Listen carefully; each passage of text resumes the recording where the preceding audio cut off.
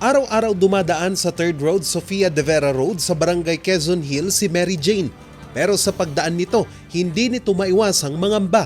Ang lupang kinatitirikan ng isang lane ng kalsada kasi gumuho.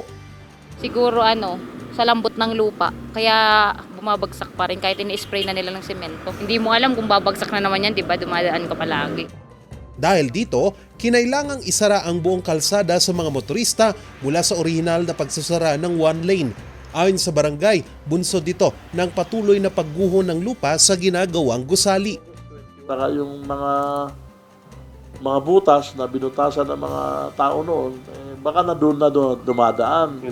O kaya talagang close pa rin yan kung sinabi yung na-damage ngayon. Dagdag pa ng barangay, malaking perwisyo ang pagsasara ng nasabing kalsada sa trapiko. Noon, nung bukas yan, up and down. Kaya kaya ngayon, nagpukan na tayo ngayon ng traffic noon, mas lalo na naman ngayon, pasukan.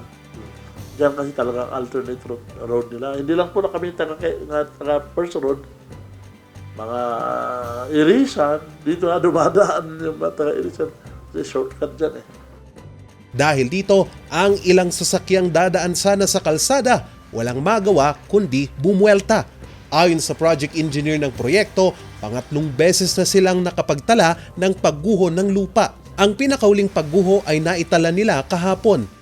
Dalawang part po kasi yung bumigay noon. Dun sa may front and dito sa may left side. Yan po yung bumigay. Due to heavy rainfall and then yung classification of the soil. Kanina, puspusan ang pagsasagawa ng clearing operation sa bumigay na kalsada at tiniyak ng project engineer na ginagawa na nila ang lahat upang maagapan pa ang karagdagang pagguho. Actually sir, we double time yung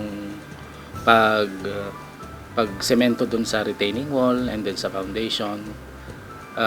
Tsaka na sabi din namin sa highways and then sa mayor's office, sa Sibao, na yung target date namin is October 30.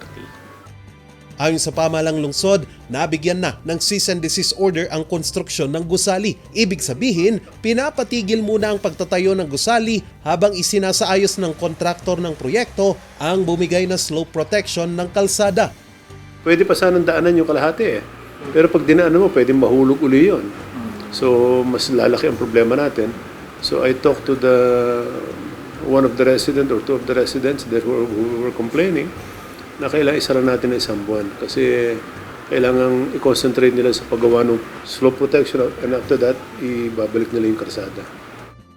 Yung retaining wall sir, retaining wall muna and then backfill ulit siya. Compacted yan.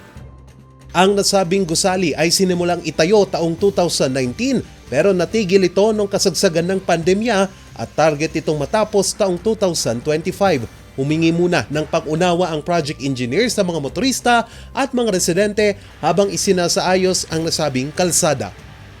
Charles Nicolimon para sa Luzon Headlines.